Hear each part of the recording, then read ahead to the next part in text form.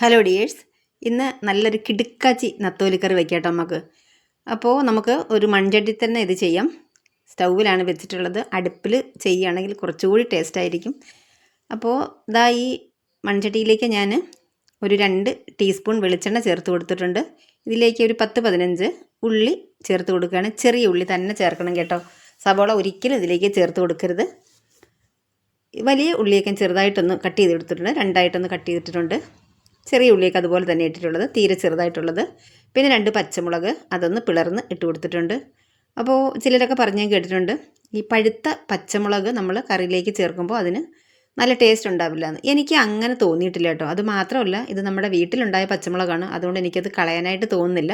അപ്പം ഞാൻ കറിക്ക് ഇങ്ങനെ ഓരോന്ന് എടുക്കും കേട്ടോ. ഒരു പച്ചമുളകും ഒരു പഴുത്ത മുളകുമായിട്ട് എടുക്കും കേട്ടോ. അപ്പോൾ അത് ചേർത്ത് കൊടുത്തിട്ട് ഒന്ന് മിക്സ് ചെയ്ത് കൊടുത്തു. പിന്നെ ഒരു 3-4 ഇതിൽ കറിവേപ്പില ചേർത്ത് കൊടുത്തു, അല്ലെങ്കിൽ ഒരു തണ്ട് കറിവേപ്പില ചേർത്ത് കൊടുത്തിട്ടുണ്ട്. പിന്നെ ഒരു ചെറിയ തക്കാളി വലുതായിട്ടാണ് കട്ട് ചെയ്തിട്ടുള്ളത്, അതുകൊണ്ട് ചേർത്ത് കൊടുത്തിട്ട് നല്ലതുപോലെ നമുക്കിതൊന്ന് മിക്സ് ചെയ്തെടുക്കാം. ഈ തക്കാളി ചേർത്തിട്ടില്ല എന്ന് വെച്ചിട്ട് പ്രശ്നമൊന്നുമില്ല, പക്ഷേ തക്കാളിയും കൂടെ ചേർക്കുമ്പോഴാണ് എനിക്ക് ഇതിന് നല്ലൊരു ടേസ്റ്റ് തോന്നിയിട്ടുള്ളത്. തക്കാളി നല്ലതുപോലെ ഒന്ന് വഴറ്റിയെടുക്കാം. ലോ ഫ്ലെയിമിലാണ് വെച്ചിട്ടുള്ളത്. നന്നായിട്ട് അത് ചട്ടിയുടെ അടിക്കൊന്നും പിടിക്കാതെ നമുക്ക് ഇളക്കി കൊടുക്കാം. ഇതെല്ലാം ഇവിടെ നന്നായിട്ട് വഴന്ന് വന്നിട്ടുണ്ട്. ഇനി നമുക്ക് അരപ്പ് ചേർത്ത് കൊടുക്കണം. ഇതാ ഞാൻ അരച്ച് വെച്ചിട്ടുള്ള അരപ്പാണ്. ഇത് നമുക്കിതിലേക്ക് ചേർത്ത് കൊടുക്കാം.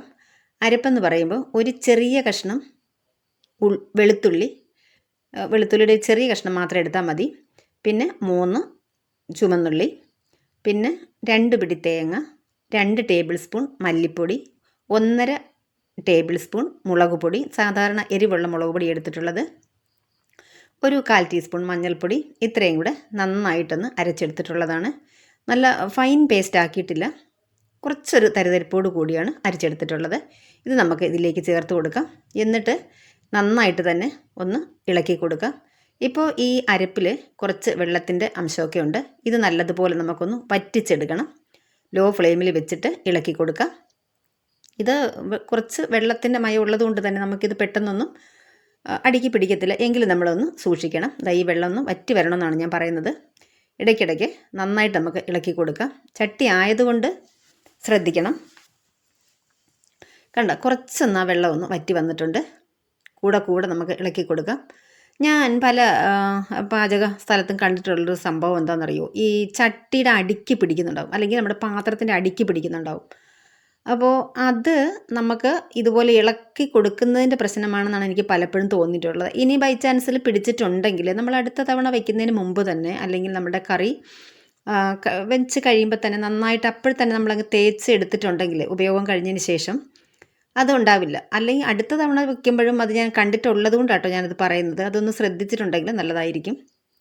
അപ്പോൾ അടിക്ക് പിടിച്ച് പോയിട്ടുണ്ടെങ്കിൽ നമുക്ക് പിന്നെ ഒന്നും ചെയ്യാൻ പറ്റില്ലല്ലോ, അങ്ങനെ എടുക്കാൻ പറ്റും. പിന്നെ കഴിവിൻ്റെ പരമാവധി അടിക്ക് പിടിക്കാതിരിക്കുക. അടിക്ക് പിടിച്ചിട്ടുണ്ടെങ്കിൽ, കറി കരിഞ്ഞിട്ടുണ്ടെങ്കിൽ ടേസ്റ്റ് അറിയാമല്ലോ, ഞാൻ പറയാതെ തന്നെ നിങ്ങൾക്കറിയാമോ. തീർച്ചയായിട്ടും അത് കറിക്ക് യാതൊരു ടേസ്റ്റ് ഉണ്ടാവില്ല. കരിഞ്ഞ ഒരു ഇതല്ലേ വരുള്ളൂ. ഇതാകണ്ട, ഒട്ടും നമ്മുടെ ഈ അരപ്പ് അടിയിൽ പിടിച്ചിട്ടില്ല. അതിന് കാരണം ഇതാണ്. നല്ലതുപോലെ നമ്മൾ ക്ലീൻ ചെയ്യുന്ന സമയത്ത് എല്ലാവർക്കും അറിയുന്നുണ്ടാവും, പക്ഷേ ഞാനിത് കണ്ടിട്ടുള്ളതുകൊണ്ട് ഞാൻ പറയുന്നതാണ്. നന്നായിട്ട് തന്നെ നല്ല സ്ക്രബ്ബർ എന്തെങ്കിലും വെച്ചിട്ട് നമ്മൾ അത് ഇളക്കി കളയുക. ഓരോ പ്രാവശ്യം നമ്മൾ കരിഞ്ഞ് പിടിച്ചിട്ടുണ്ടെങ്കിൽ അപ്പോഴും തന്നെ നമ്മൾ ഇത് ചട്ടി കഴുകുന്ന സമയത്ത് നന്നായിട്ടത് കളഞ്ഞ് വെച്ചിട്ടുണ്ടെങ്കിൽ പിന്നീട് ഒരിക്കലും ഇത് പിടിക്കില്ല, നമ്മുടെ ഈ ചട്ടിയുടെ അടിയിൽ പിടിക്കില്ല.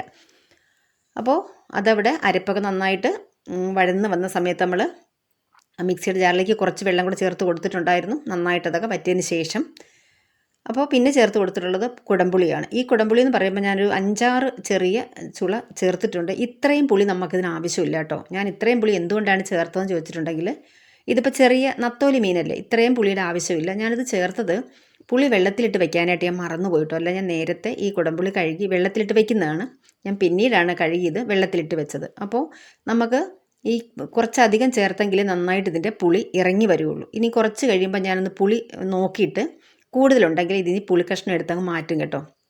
അങ്ങനെയാണ് ചെയ്യുന്നത്. പിന്നെ ഒരല്പം വെള്ളം കൂടി ചേർത്ത് കൊടുത്തിട്ടുണ്ടായിരുന്നു.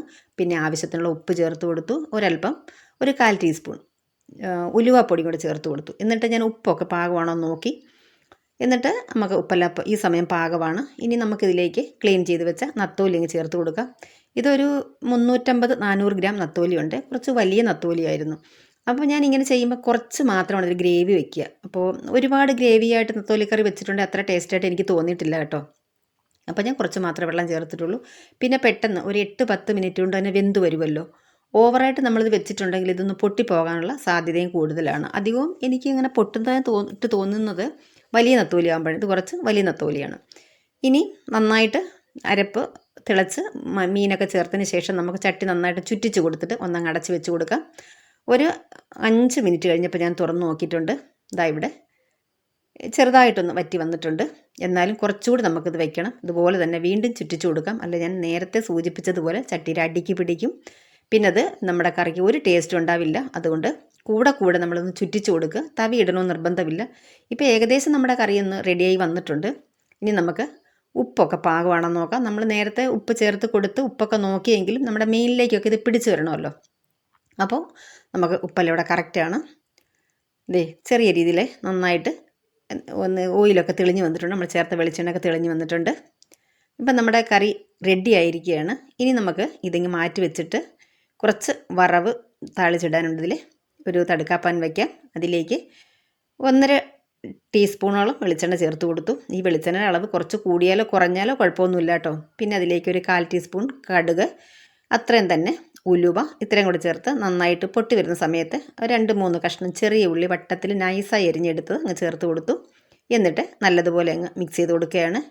ഇനി ഒരു 2-3 വറ്റൽമുളകും ഒരല്പം കറിവേപ്പിലയും ചേർത്ത് കൊടുക്കാം. എന്നിട്ട് നമുക്ക് നല്ലതുപോലെ തന്നെ ഇതൊന്ന് മിക്സ് ചെയ്ത് കൊടുക്കാം. ഇത് ഈ പറഞ്ഞതുപോലെ കരിഞ്ഞു പോകാൻ പാടില്ല കേട്ടോ. എന്നാൽ നല്ലതുപോലെ ഒന്ന് ഫ്രൈ ആയി വരണം. ഇളക്കി തന്നെ കൊടുത്തുകൊണ്ടിരിക്കുക.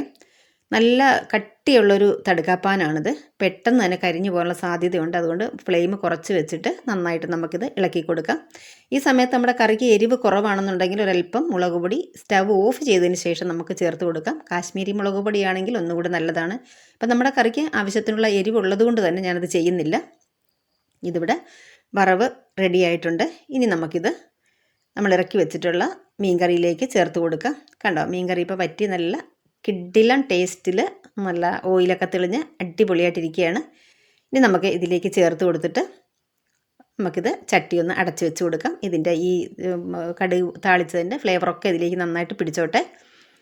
ഞാൻ 2 മിനിറ്റ് അടച്ച് വെച്ചിട്ടുണ്ടായിരുന്നു. ഇനി നമുക്ക് തുറന്നിട്ട് ഒന്നുകൂടി ഞാൻ ഒന്ന് ചട്ടിയൊക്കെ ഒന്ന് നല്ല എന്താ പറയുക പാത്രപാകം ആയിട്ടുണ്ടോ നോക്കിയിട്ടുണ്ട്.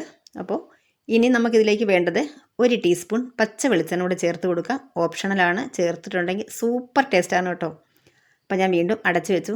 അപ്പോൾ നമ്മുടെ വീഡിയോ ഇഷ്ടപ്പെട്ടിട്ടുണ്ടെങ്കിൽ ലൈക്ക് ചെയ്യാനും ഷെയർ ചെയ്യാനും സബ്സ്ക്രൈബ് ചെയ്യാനും മറന്നു പോകരുത്. പിന്നെ നമ്മുടെ ആ ഹൈപ്പ് എന്നൊരു ഓപ്ഷൻ ഉണ്ടല്ലോ, അതുകൂടി ഒന്ന് എനേബിൾ ചെയ്യുക. അപ്പോൾ ഇന്നത്തെ വീഡിയോ ഇവിടെ പൂർണ്ണമായിട്ടുണ്ട്. Thank you.